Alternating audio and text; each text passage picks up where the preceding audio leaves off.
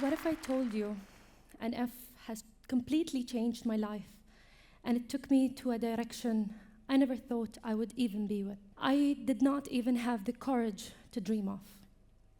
My name is Reem Al Marzooqi. I'm a patent holder from the States and Japan, and today I'm here to share a story that I believe is not just my story. It could be anyone's story in this room. When I was a student in school, I always felt the academic system is not feeding the curiosity in me. It's always about more what and why, more than how. I was always curious about knowing how things are working, how things are being tweaked. So definitely, I never had a shining scorecard.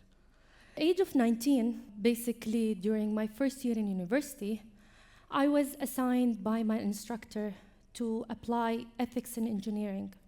I was expected to study one of the ready-made inventions in the market and look at the final user and how ethics and design were applied during the developing of that machine. But for some reason, I thought he is asking me to come up with an invention. And I just said, okay. It happened during that time. I was so inspired by Jessica Cox. She is the world's first armless pilot. She's the first one around the world who could control aircrafts better than cars. And I always had the curiosity in my head again. Isn't controlling aircrafts harder than controlling cars? How is she able to do this? So I went back to my mailbox and I emailed her saying, hello, my name is Reem, and I feel like I want to invent something for you. What do you want to have? She immediately replied to my email, and I still remember how my heartbeats were so fast, and I felt so seen. Like, this is Jessica Cox. She's emailing me saying, I want to have a car, because she was having issues when she's controlling her cars, basically, and her thighs and her lower back. Jessica doesn't know I was 19 years old, and I don't know even how to use AutoCAD at that time. I went back to my room. I held my pencil, my paper, and I started sketching. I came up with 3 prelim designs, and it took me 2 months to come up with them. I studied the way each prelim design is going to work in real life, and I went to to my instructor on the day of the presentation with full confidence, saying, I came up with 3 ideas. And he said, yeah, it's amazing, but you failed, because this is not what we want from you. Thankfully, it was a frustrating day for me, but he was able to absorb the frustration, and he said, how about applying for a patent, Reem? Now, my ego did not allow me to ask, what is that? What does it mean? I shook my head and I was like, okay, yeah, let's do that. And I remember leaving that room, going to the translator, translating the word patent into an Arabic word, which was bara'at ikhtira', and I didn't even understand the Arabic word, so it's not a translation issue.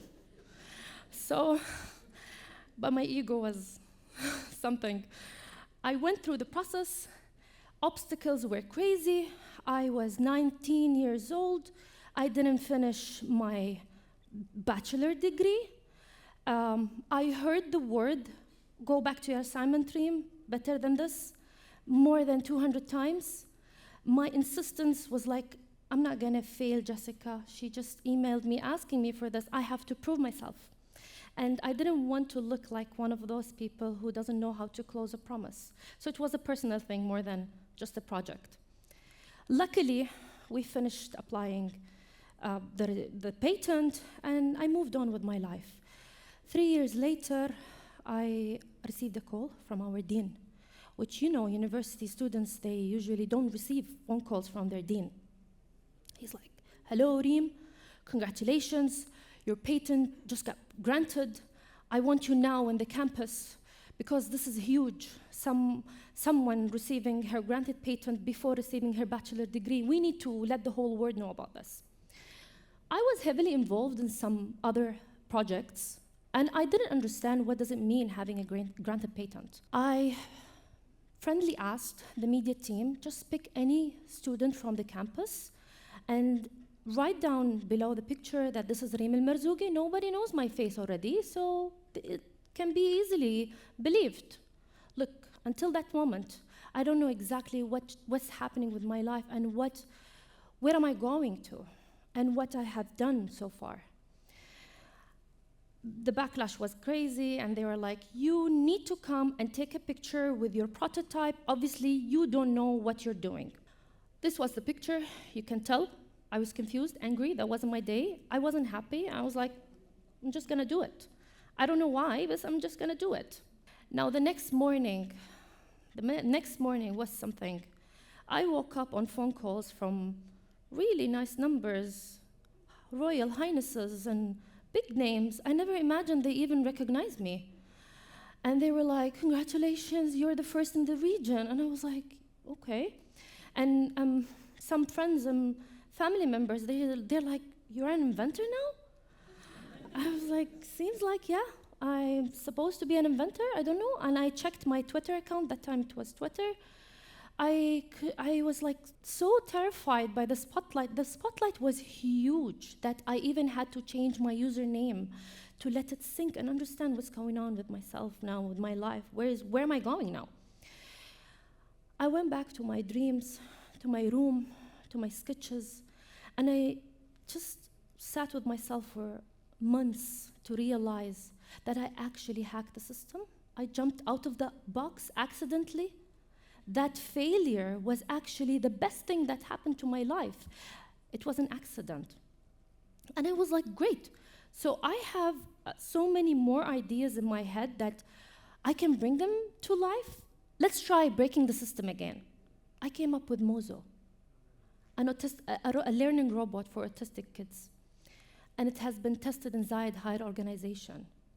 I decided to do this again. I came up with Mayar. It's a testing machine that's been used by Dubai Customs to differentiate between the fake material and the original material, especially when it comes to medicines. Today, I'm an owner of 2 startups, one for well-being, and the other one is for environmental solution in the agriculture industry. I am confidently saying I am causing a revolution in this industry. I am empowering people to go off the grid and break the system and go full confidence in their agriculture systems. And I've been thankfully recognized internationally and locally by so many big names and companies and awards.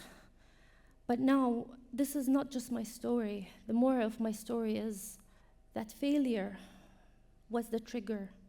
So as long as you have this spark and you believe in it, no matter what scorecards you have, no matter what's the obstacle in front of you, just do it. Just do it. Because once you let this energy takes the lead, magic can happen. And I'm very happy to celebrate this today. And from a heart to a heart, I'm telling you, this is a pure accident, but I embraced it. I want you to embrace your failure if you've been there. And if you have a dream, just do it. And be the next storyteller. Thank you.